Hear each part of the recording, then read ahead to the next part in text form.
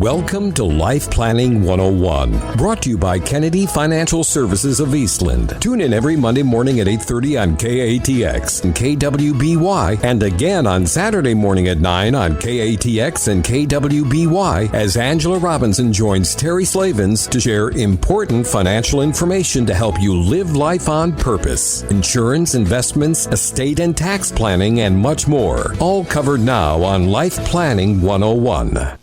Very pleasant good Monday morning, everyone. Welcome in Life Planning 101 right here on KATX, KWBY. Terry Slavens with you, joined as always by Angela Kennedy Robinson. Good morning, Angela. Good Monday morning here in the great town of Eastland, Texas, where it's finally seeing some sunshine and some green grass. And what is this stuff this year? Actually had to mow. Finally. It wasn't grass that I was mowing. But. Yeah, no, it wasn't grass. We're about a month late on everything, aren't we? So, but yes, we are blessed to be in this great state, in this great nation, and enjoying this beautiful spring weather. So, welcome all of our listeners. We have a wonderful show planned out for today.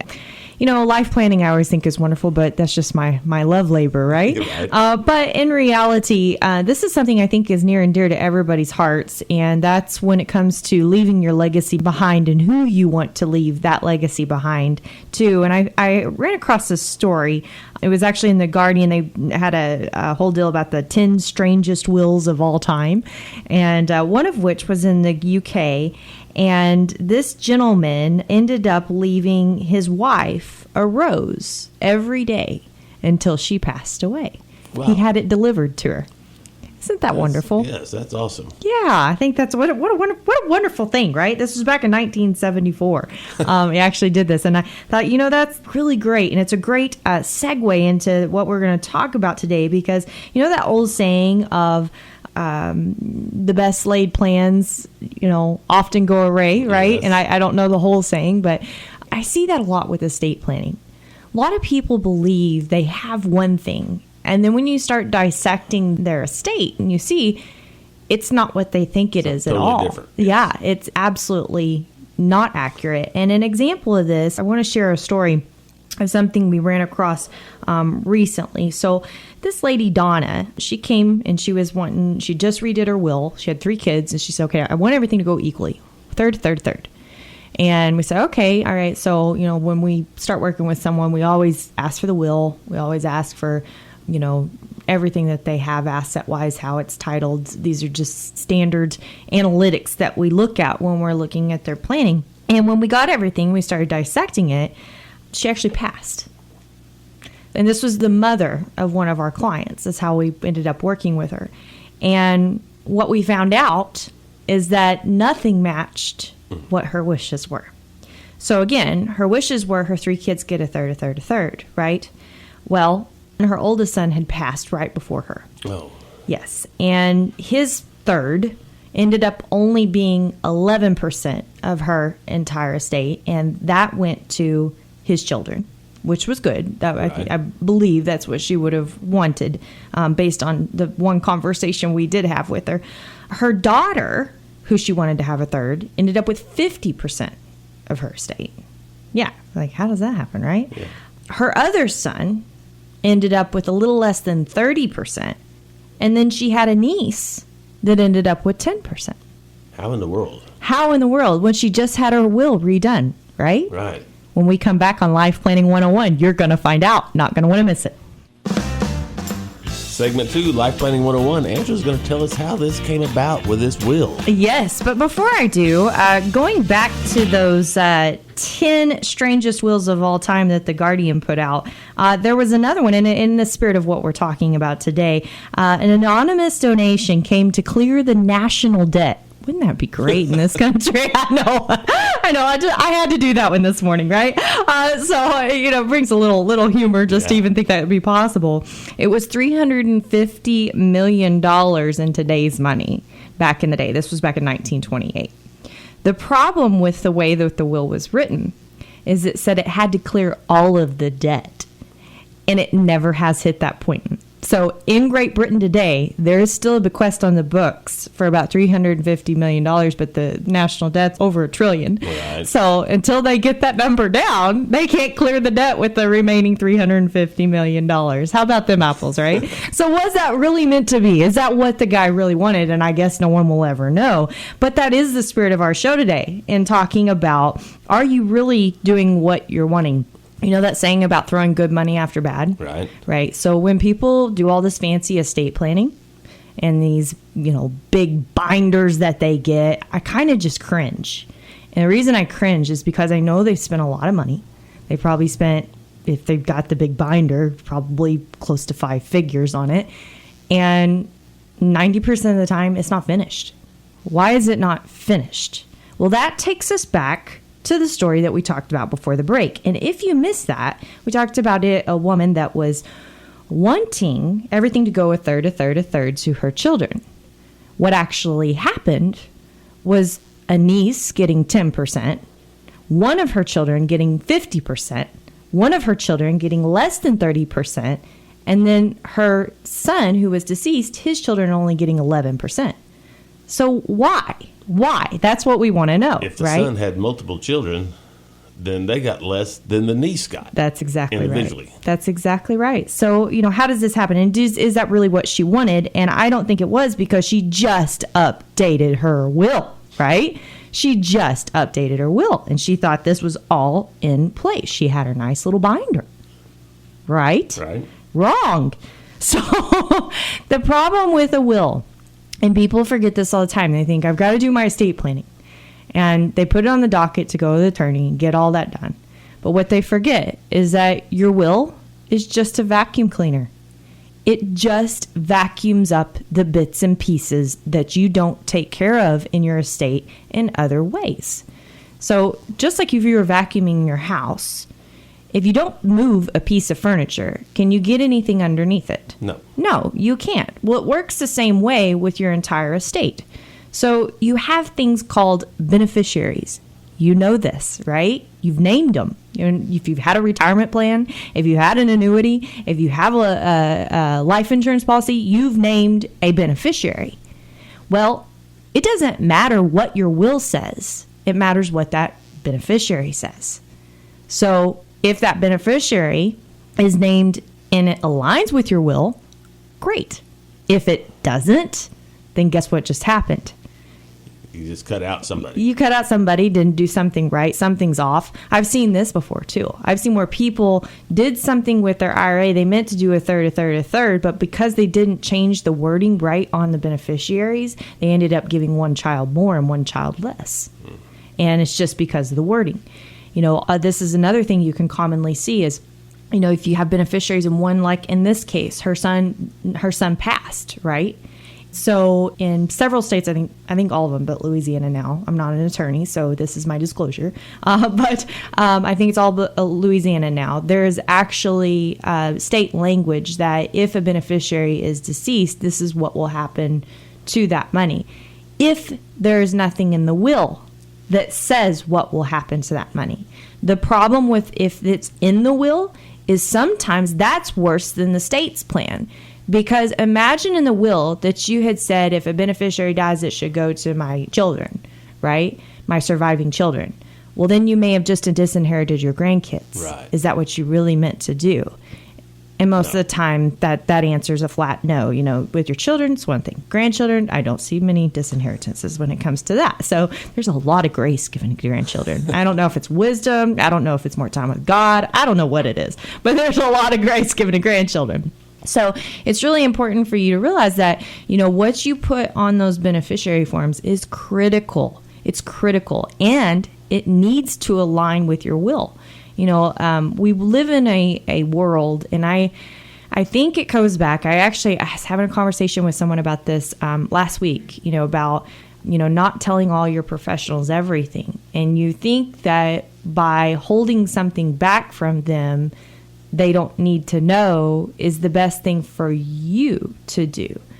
Why do you do that? Are you afraid they're going to sell you something? Are you afraid? What are you afraid of, right? Right. And we need to really dive into that question and ask it, because it's the worst thing that you can do. It's like me trying to do surgery on someone and I don't know what anything is going on the other side of the body. Right. Does that make any sense, No. right? No, you've got to know what the whole picture looks like in order to give good advice. That's what has to happen. And attorneys, and I've talked about this before on the show, we have what we call user-friendly attorneys and then not so user-friendly attorneys. But then there's also specialty attorneys. There's surgeons, and then there's general practitioners. And there's family attorneys. There's all different kinds of attorneys. There's thousands of kinds of attorneys, okay? I saw an attorney with an attorney last week, and her hourly rate was somewhere in the neighborhood of $2,000 an hour just because of the specialty that she did, right? Right. Okay, so this happens. The problem is that you know an attorney in town. I'll just go to them to do my will. They do you a favor. They don't do it every day. Well, what if they don't do it every day? Do they actually think about how all the beneficiaries line up to the will? Is that being looked at? Did your attorney look at your beneficiaries? Do they know what's going on the other side? And it's probably not intentional. It's just that they're not up to speed. It's exactly right. And if you look at almost any article out there, it'll tell you need to be working with your team of professionals on your estate plan. Why is that? Your team of professionals. Who is your team of professionals? Which should be your insurance agent, your advisor, your tax professional, your attorney.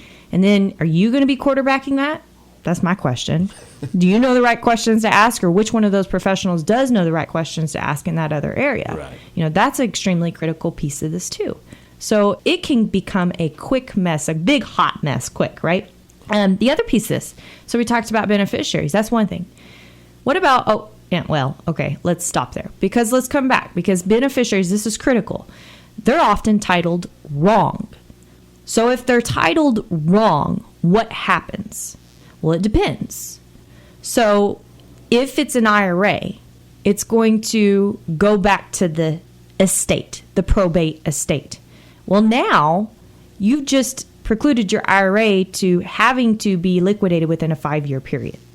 Ouch! Especially if that's sizable, that could create a ton of taxation. Absolutely. Right? So that's painful. If it's your 401k, I hope you love your spouse because usually they'll go straight to the spouse. If they're no longer living, again, it goes back to that probate estate, which is really important. Life insurance proceeds. This is a big thing in the state of Texas. So, little known fact, life insurance proceeds in the state of Texas are asset protected. Did you know that? No. They're asset protected if you keep them separate property. So if they're payable to your estate, what have you just done? You unprotected them. Yeah, you unprotected them. So why would you want to do that, right? Why would you want to do that? So your beneficiary designations are critical. They're absolutely critical. And they can't just be looked at by your attorney. They can't just be looked at by your investment guy. They've got to be looked at holistically to make sure that everything's set up the way that you want it to be set up so you get the most asset protection, the most tax protection, and what you want for your children and your grandchildren, right? Right. So let's flip the coin now. Titling of assets. Okay, what the heck does that mean? All right? That's how you title something. A piece of property you might title as you and your spouse as co-owners, right? In the state of Texas. If you go and open a bank account, you're going to pick a titling, and you may remember that little application. Is it an individual account? Is it a JTWROS? What the heck is that? Is it a JTIC? What is that? You may have to ask the person a question. What do I do? But if you're a husband and wife, you usually pick joint with rights of survivorship, right? And so what that means is when one of you passes away, the money in the account automatically goes to the survivor of the account. Well, if you're husband and wife, it's really not that big a deal. That's probably what you wanted in most cases. But what happens when your spouse dies and now you put that daughter on the account with you? And it's joint with right of survivorship. So the lady in our story, how did the daughter end up with 50% of the estate? Between the beneficiary designations being off and joint with rights of survivorship, that's how she ended up with 50% of the estate. And a lot of people will tell me they can just gift that. They can just take care of the other sibling. And they may be the best person in the world. But let's just assume that they have their own creditor problems. They're under lawsuit. Or they've got their own tax problems and they can't gift the money. Now what? What if all of a sudden the surviving sibling is having locked themselves in their house and gone on a drinking binge? What is this sibling to do then? You're leaving a lot on that sibling, right? So is that really what you wanted? Is that really what you wanted? Not at all what I wanted. No. And I don't think this lady did either. When she was setting all of this up, that was not her intention at all. And of course, the daughter had no idea. So she just assumed mom wanted me to have more, right? I don't know. When we come back, there's going to be more about, are you really leaving behind what you think you're leaving behind on Life Planning 101? And welcome back, Life Planning 101, final segment. Angela? Yes. So we are talking about your assets. Are they really going where you want them to go when you pass away? And if you've missed any part of the show, I would highly recommend go back and listen. There's some really good information in here. And I want to share another one of these strange inheritance stories off of The Guardian. And this one was talking about this will and testament left behind some money for his wife in 1856 on one condition, that she would remarry. And it was actually written in the will that this way there will be at least one man to regret my death. Ouch, right? I mean, that would hurt. But this is the interesting thing about the story. So if that happened today and there was no other provision and she didn't have any children, then she could actually disclaim the gift and then she'd get the money anyway. How about them apples, right? So why do I bring that up? Because a lot of times when we think we're setting up something, we have to think further than what we actually want to see if it would actually play out that way. We call it devil's advocate, right? A lot of times, and we do this with families, we walk through, what if someone passes away? What happens to that money? And you don't think about this a lot, but you should. You think about if you were to get remarried later in life and you commingle your assets with that new spouse. And now you've included all of that new spouse's children in the inheritance that you and your first spouse built. Right. Is that going to be okay? Or what if you die, things aren't set up properly, everything goes to your new spouse, and then your children are completely disinherited? Ouch, right? Yes. And then think about these same questions for your children, because this is where the rubber meets the road. Remember we talked about those grandchildren, how important they are? All right, they're really important. So why would you ever want to just leave money outright to your child for that same thing to happen? In other words, suppose that they passed away, and you may love your daughter-in-law, son-in-law to death, but they remarry. They pass away. And you just left it to a total stranger. Exactly. These things happen. They really happen. We're actually going through something right now. It's making my stomach churn because it was a gentleman that we started working with. And what was most important with him is when we dealt with it was estate taxes. He had a high illiquidity problem, had massive business, but no liquidity. So we helped him figure out how to get everything out of his estate, get the estate taxes down. Goal accomplished. What we didn't ever get back to doing before he had a sudden death, it was not expected, was his basic estate planning, meaning the terms in which things would pass, how they would pass, when they would pass. Well, they're at risk right now to go to his ex-wife. Yeah, that's ugly. And that was never the intention. I promise you that. Okay, so... and it's making my stomach churn that we never got to that part of the planning. Now, obviously, there's a great big God, and there might be a reason for all of this, right? But the reality is if we don't think past what's right in front of us, then things may end up happening that we never wanted to happen. So it's critical that you actually sit down and dissect the what ifs inside of that estate plan And we have what we call our legacy planning process that we walk people through. We go through this infrastructure, devil's advocate conversations, map everything out the way we want it, look at everything the way it is, figure out what needs to be titled where and why. And then we're working with all those professionals, the attorney, the accountant, if there's other investment advisors or insurance or whatever. And we're looking at all of that, because if you don't, you could end up just like the lady we told you the story about. Your wishes are for things to go a third to your children. But what actually happens is a far cry from that. Now, the one thing we missed in that story is, how did the niece end up with 10%? Yeah. How did that happen? Well, do you remember that little putting someone on a bank account thing? The niece was helping her. She was not in just great health. The niece was living with her, helping with her. That was their arrangement out of the deal. She didn't ever want her to get 10% of her estate, but she put her on her account for convenience, So quote she unquote. could write a check. That's right. Yeah.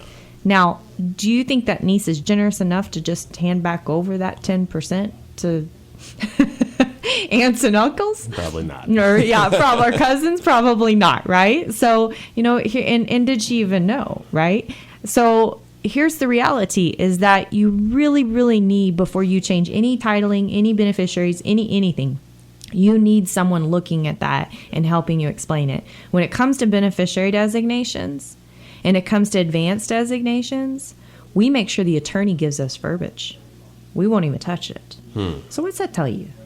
It's important. It's extremely important how things are titled in the exact way that they're titled. So here's what we're doing this month, because I think this is one of the most critical pieces of life planning. And why is it? Because we're always interested in the legacy that we leave behind to maybe not our kids, but our grandkids, right?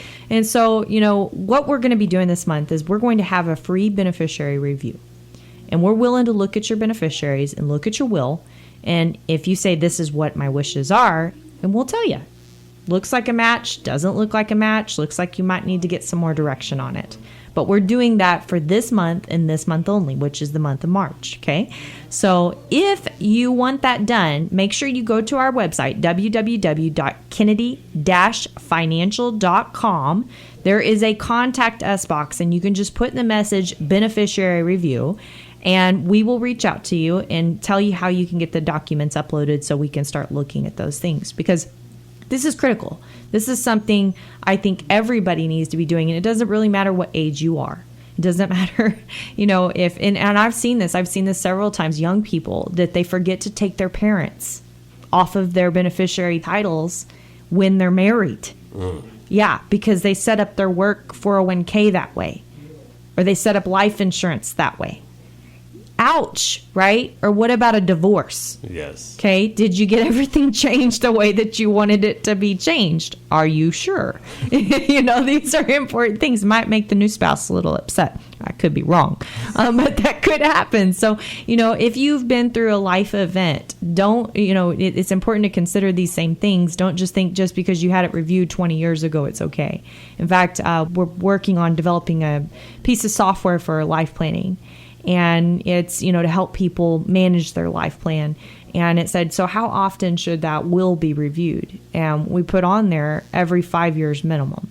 So that's going to turn red, meaning you need to pay attention to this and review everything every 5 years at minimum. So take a look at the last time you've done this. If it's been a while, it's time to get a refresh on this. It's too important. And I just go back to one thing that Warren Buffett, I know, Warren Buffett, of course, is the greatest investor of all time, allegedly. But one other thing he says is risk comes from not knowing what you're doing. Okay. Well, estate planning, LegalZoom, you don't know what you're doing. Don't do it. Get some help. It's too important. I mean, this is your family you're talking about. It's your last stand on this earth to say, I love you to someone else. So if you think about, that, do you really want to risk leaving them a mess and leaving them not what you wanted them to have? So think about it. Make sure you contact us and get that free beneficiary review in March. My name is Angela Robinson with Kennedy Financial Services here in the great town of Eastland, Texas. God bless everyone. Have a great week. And we will hope to have you again on Life Planning 101 next week. Thank you for joining us for Life Planning 101, brought to you by Kennedy Financial Services of Eastland. Tune in every Monday morning at 8:30 on KATX and KWBY, and again on Saturday morning at 9 o'clock on KATX and KWBY for more Life Planning 101. Advisory services offered through Smart Money Group, LLC, a registered investment advisor. Securities offered through Calton & Associates Incorporated, member FINRA SIPC. Kennedy Financial Services Incorporated is an independent of Calton & Associates Incorporated and Smart Money Group, LLC.